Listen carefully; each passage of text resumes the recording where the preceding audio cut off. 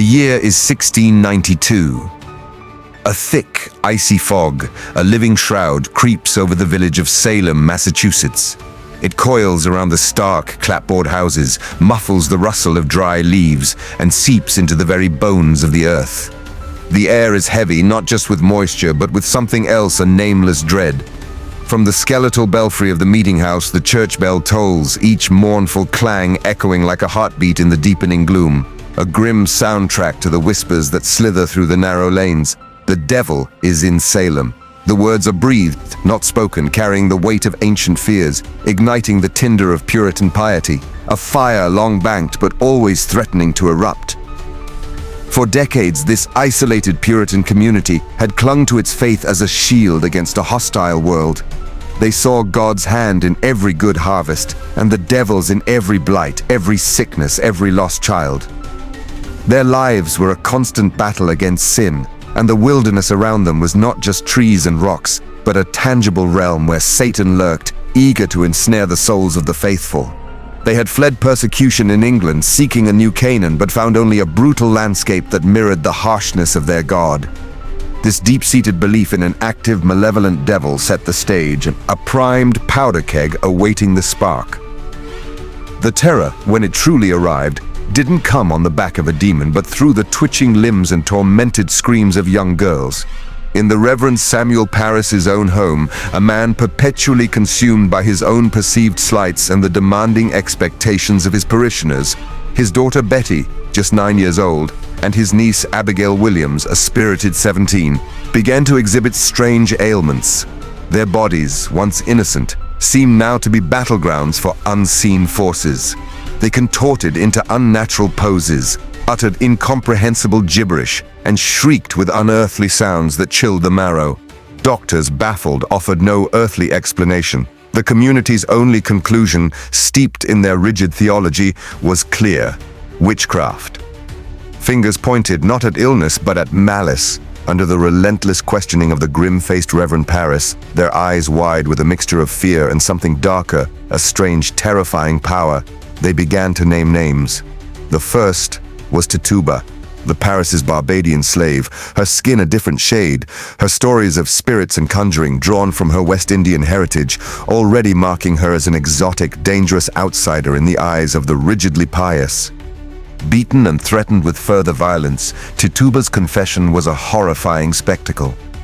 She spoke of black dogs and red cats, of a tall, dark man with a book who demanded she sign her name in blood.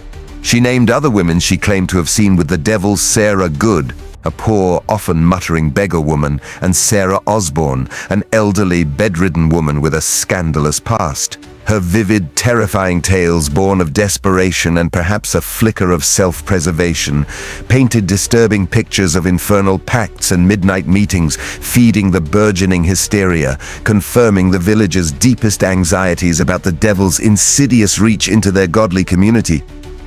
The fear was a contagion, spreading faster than any plague. Soon, not just Betty and Abigail, but a growing circle of afflicted girls, Ann Putnam Jr., Mercy Lewis, Mary Walcott, fell into fits, their accusations becoming the very fabric of the trials. These girls, often from prominent families, found themselves at the center of an unprecedented power. Their every tremor, every shriek, every pointed finger held the weight of divine judgment. They condemned Rebecca Nurse, a pious elderly woman of 71, known for her good works and unimpeachable character, her protestations of innocence falling on deaf ears in a courtroom consumed by spectral evidence. They condemned Martha Corey, a woman with a sharp tongue and an independent spirit, who had openly expressed skepticism about the girls' accusations, an act seen as defiance of God's will itself.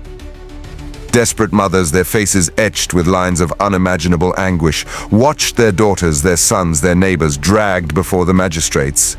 The accusers, convulsing on the floor, pointing to unseen specters tormenting them, were believed without question. There, under the stern gaze of Judge John Hathorne, a man convinced of the devil's insidious reach and driven by a fervent Puritan faith, the accused faced a horrifying choice: confess to a lie and live, albeit disgraced, ostracized, their souls stained by a false admission, or maintain their innocence and face the gallows, dying with a lie on their lips in the eyes of the court, but with their integrity intact in their own hearts. Many, terrified by the prospect of a torturous death, chose the former, their forced confessions only serving to validate the ever-expanding web of accusations. A courtroom was a theater of the absurd, a crucible of unreason. The spectral evidence of the afflicted girls, their cries of invisible torments, their claims of seeing the devil's familiars perched on the shoulders of the accused, or witnessing the specters of the accused pinching and tormenting them, was taken as irrefutable proof. Logic, reason, and empirical evidence were utterly dismissed in favor of these intangible, unverifiable claims.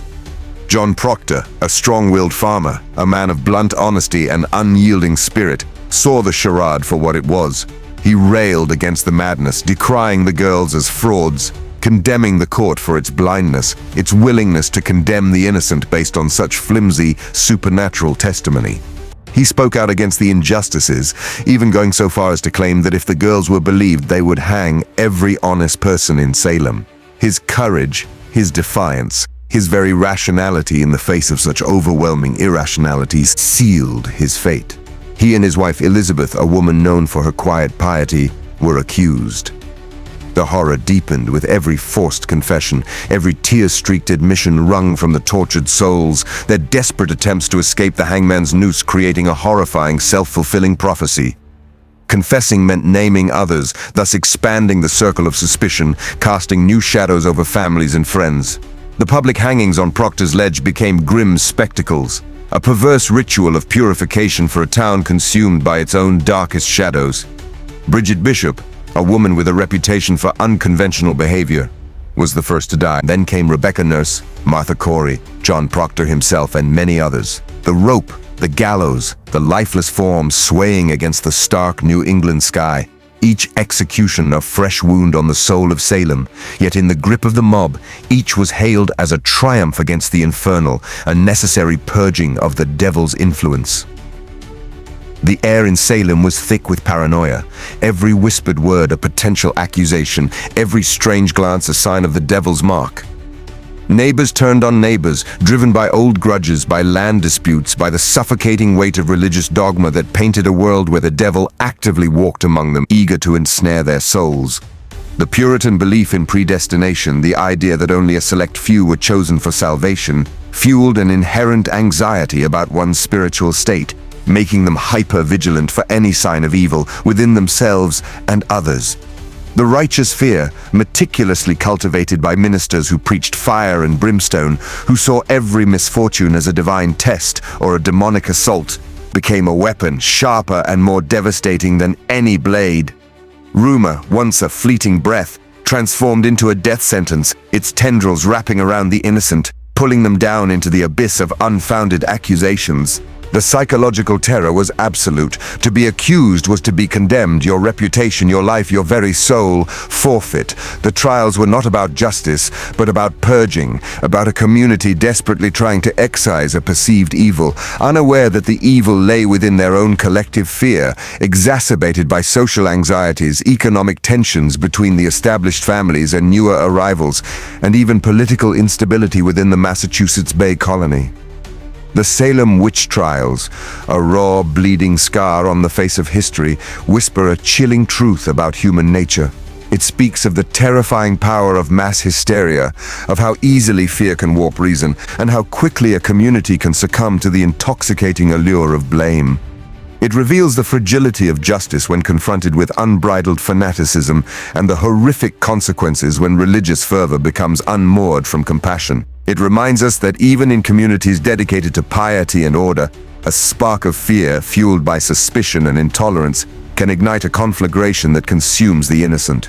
The Salem tragedy also highlights the vulnerability of the marginalized, the enslaved, the poor, the elderly, those who defied social norms, who often become the first targets when a society seeks scapegoats. Years later, as the fit ceased and the fog of delusion slowly lifted, as prominent figures began to question the spectral evidence and the validity of the convictions, Salem began to reckon with its monstrous error. Governor William Phipps, whose own wife was touched by an accusation, intervened, disbanding the special court and replacing it with a superior court of judicature that prohibited spectral evidence. The court admitted its mistakes, the convictions were eventually overturned, and restitution was paid to the shattered families. The jury and some of the surviving accusers issued public apologies, acknowledging the profound wrong they had committed. But the lives lost, 19 hanged, several more dead in prison. Over 200 accused, the spirits broken. The injustice inflicted, those could never truly be undone. The haunting echoes of 1692 remain, a stark reminder of the shadows that lurk within us all, waiting for the right conditions to emerge, to transform whispers into screams and fear into a fire that consumes everything in its path. If this story moved you, if history hit a nerve, like the video and subscribe to Naked History, because the past deserves to be heard.